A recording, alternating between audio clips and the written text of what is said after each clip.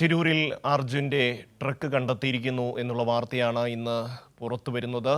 9 ദിവസം മുൻപാണ് അർജുനും ട്രക്കും കാണാതാവുന്നത്. ഷിരൂരിൽ കനത്ത മണ്ണിടിച്ചിലിൽ ഈ ട്രക്ക് ഗംഗാവലി പുഴയിലേക്ക് ഒഴുകിപ്പോയി എന്നുള്ളതാണ് ഇപ്പോൾ തിരിച്ചറിയുന്നത്. ആ ട്രക്കിൻ്റെ സാന്നിധ്യം കൃത്യമായി തന്നെ റഡാറുകൾ തിരിച്ചറിഞ്ഞിരിക്കുന്നു.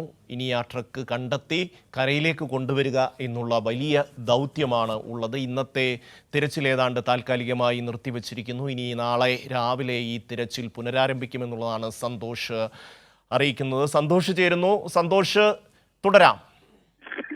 ഷമ്മി, ഇന്നത്തെ ദൗത്യം അവസാനിപ്പിച്ചു എന്നാണ് മനസ്സിലാക്കുന്നത്. ഒരു ദിവസം പോലും ദൗത്യം തുടരാൻ കഴിയാത്ത സാഹചര്യം തന്നെയാണ് ഇവിടെ ഉള്ളത്. ഇവിടെ ഇപ്പോൾ പെയ്യുന്ന മഴയെ എങ്ങനെ വിശേഷിപ്പിക്കണം എന്ന് തന്നെ അറിയില്ല.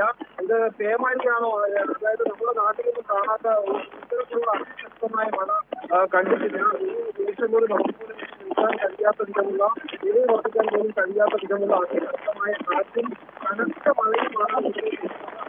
രക്ഷാപ്രവർത്തനം എന്തായാലും കഴിയില്ല, അവസാനിപ്പിച്ചു എന്നുള്ളത് തന്നെയാണ് മനസ്സിലാക്കുന്നത്. ഗംഗാവാലി നദി കൂടുതൽ ശക്തമായി ഒഴുകുകയാണ്. ജലനിരപ്പ് ഉയരുന്ന സാധ്യതയാണ്. കുത്തി ഒഴുകുകയാണ് ഗംഗാവാലി നദി. ഇനി നദിയിലുള്ള ഇന്നത്തെ ഒരു ദൗത്യം എന്നുള്ളത് ഒട്ടും പ്രായോഗികമല്ല. അതുകൊണ്ട് ഇന്ന് അവസാനിപ്പിച്ചു എന്നുള്ളത് തന്നെയാണ് നമുക്ക് മനസ്സിലാകുന്നത്. നാളെ രാവിലെ ദൗത്യം തുടരാനുള്ള ഷിരൂരിൽ കോഴിക്കോട് സ്വദേശി അർജുൻ ഓടിച്ചിരുന്ന ട്രക്കിൻ്റെ സാന്നിധ്യം കൃത്യമായി തിരിച്ചറിയാൻ കഴിഞ്ഞിരിക്കുന്നു എന്നുള്ളതാണ് ഇപ്പോൾ പുറത്തു വരുന്നത്. ഈ മാസം 16-ാം തീയതിയാണ് അർജുൻ മണ്ണിടിച്ചിലിൽ പെട്ടത്. ഭാരത് ബെൻസിൻ്റെ വലിയ ട്രക്ക്, തടി കയറ്റി വന്ന ട്രക്ക് മണ്ണൊലിപ്പിൽ ഒലിച്ചുപോയി ഗംഗാവലി പുഴയിലേക്ക് ഒഴുകിപ്പോയി എന്നുള്ള വിവരമാണ്. കഴിഞ്ഞ 5-6 ദിവസമായി കരയിൽ വലിയ തിരച്ചിലാണ് അർജുന് വേണ്ടി നടത്തിയത്. അർജുൻ്റെ ലോറി കണ്ടെത്താൻ വേണ്ടി നടത്തിയത്. സന്തോഷ് ചേരുന്നു. സന്തോഷ്, തുടരാം.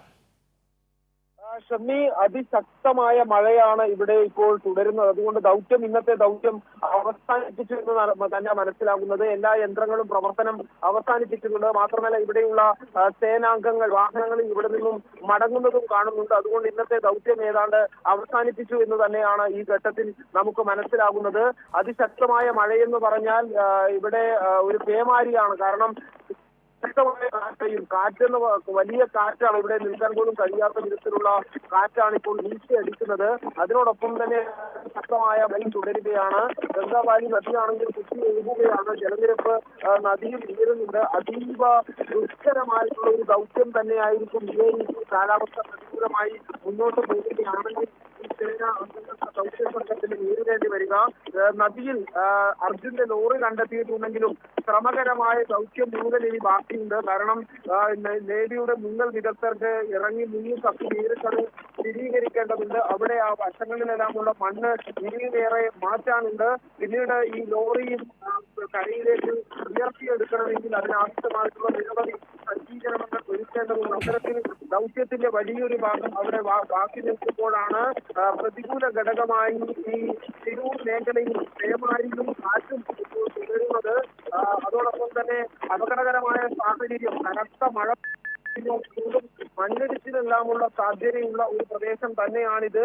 അതിന്റെ ഒരു ഭീതി അതുകൊണ്ട് തന്നെയാണ് ഇന്ന് വൈകുന്നേരത്തോടുകൂടി ഇപ്പോൾ രക്ഷാദൗത്യം അവസാനിപ്പിച്ചിട്ടുള്ളത്. രാത്രി തുടരുക എന്നുള്ളത് അസാധ്യമായ കാര്യം തന്നെയാണ്. ഇനി നാളെ ഈ മഴ ഇതേ രീതിയിൽ തുടരുകയാണെങ്കിൽ ഈ ദൗത്യം വളരെ ദുഷ്കരമായിരിക്കും എന്നുള്ള കാര്യത്തിൽ സംശയമില്ല.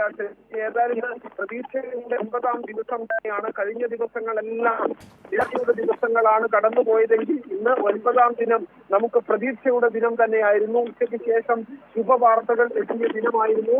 ആദ്യമായി അർജുന്റെ ലോറി ഇവിടെ ഉണ്ട് എന്നുള്ളത് ഔദ്യോഗികമായ ഒരു സ്ഥിരീകരണം ലഭിച്ച ദിവസമായിരുന്നു.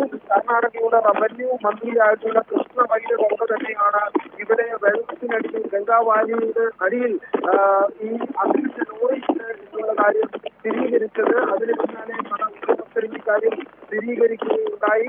അവിടെ നിന്നും ഇനി ലോറി പുറത്തെടുക്കുന്ന ദൗത്യത്തിലേക്കാണ് ഇന്നലെ വൈകിട്ടാണ് ഇവിടെ നേവിയുടെ പരിശോധനയിൽ സിഗ്നൽ ലഭിച്ചത്. അതേ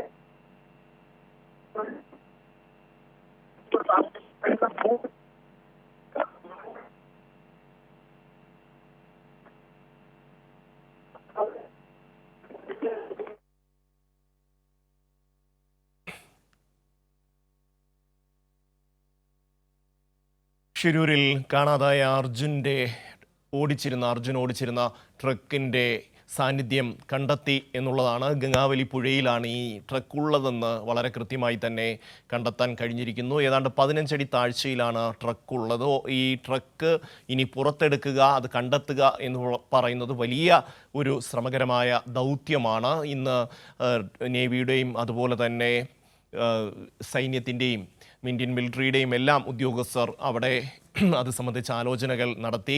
നേവിയുടെ മുങ്ങൽ വിദഗ്ധർ പുഴയിലേക്ക് ബോട്ടിൽ പോയെങ്കിലും അവർക്ക് താഴേക്ക് പോകാൻ കഴിഞ്ഞില്ല. കാരണം അത്രമാത്രം ശക്തമായ മഴ ഇപ്പോഴും ഷിരൂരിൽ തുടരുന്നു എന്നുള്ളത് തന്നെയാണ് ഏറ്റവും പ്രധാനം. ഈ വലിയ വീതിയുള്ള പുഴയാണ്. അതിൽ വലിയ തോതിൽ ശക്തമായി വെള്ളം ഒഴുകിപ്പോകുന്നു. ഒപ്പം തന്നെ ഈ മലയിടിച്ചിലിൻ്റെ ഭാഗമായി വന്നിട്ടുള്ള തടിക്കഷ്ണങ്ങളും മരങ്ങളും എല്ലാം തന്നെ ഇങ്ങനെ ഒഴുകിപ്പോകുന്ന ഒരു സാഹചര്യമുണ്ട്. അങ്ങേയറ്റം ശ്രമകരമായ ആപത്കരമായ ഒരു ദൗത്യമാണ് ഈ പുഴയിലേക്ക് ഇറങ്ങി പോവുക എന്നുള്ളത്. എങ്കിൽ പോലും നമ്മുടെ നാവികസേനയുടെ മുങ്ങൽ വിദഗ്ധർ ബോട്ടിൽ പോയി ആ സാഹചര്യമെല്ലാം പരിശോധിച്ചു. പക്ഷേ ഇപ്പോഴത്തെ ഒരു അവസ്ഥയിൽ താഴേക്ക് പോകുന്നത് അപകടകരമാണ് എന്ന് തിരിച്ചറിഞ്ഞുകൊണ്ട് അവർ തിരികെ കരയിലേക്ക് പോരുന്നു എന്നുള്ളത് തന്നെയാണ്. എങ്കിൽ പോലും സൈന്യത്തിൻ്റെയും NDRFിൻ്റെയും എല്ലാം ഉദ്യോഗസ്ഥർ, സൈനികർ അവിടെ തന്നെ നിൽക്കുന്നു എന്നുള്ള വാർത്തയാണ്. പക്ഷേ ഇന്നത്തെ തിരച്ചിൽ താൽക്കാലികമായി നിർത്തിവെച്ചിരിക്കുന്നു എന്ന് സന്തോഷ് റിപ്പോർട്ട് ചെയ്യുന്നു. ഏതാണ്ട് രാത്രിയായി. അവിടെ വലിയ തോതിൽ വെളിച്ചം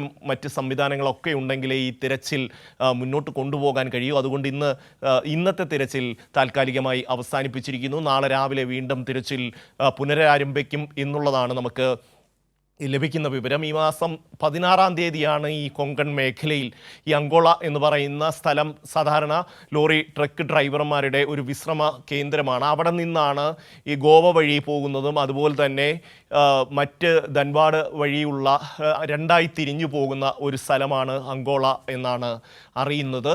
അവിടെ കേന്ദ്രീകരിച്ചതിന് ശേഷം അവർ 2 ഡയറക്ഷനിലേക്ക് പൻവേലിലേക്ക് പോകുന്ന ഒരു അവസ്ഥയാണുള്ളത്.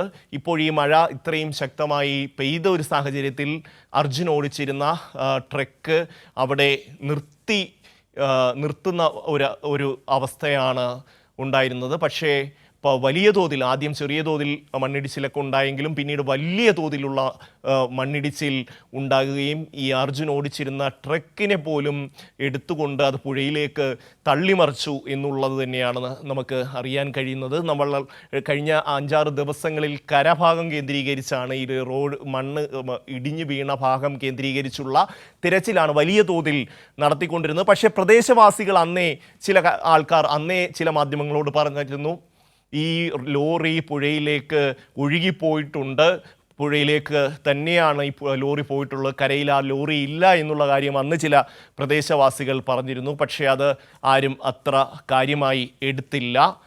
കര കേന്ദ്രീകരിച്ചുള്ള തിരച്ചിൽ ഏതാണ്ട് പൂർണ്ണമായി ലോറി കണ്ടെത്താൻ കഴിയാത്തൊരു സാഹചര്യത്തിലാണ് പിന്നീട് ഈ ഗംഗാവലി പുഴയുടെ ആഴങ്ങളിലേക്ക് തിരച്ചിൽ വ്യാപിപ്പിച്ചത്.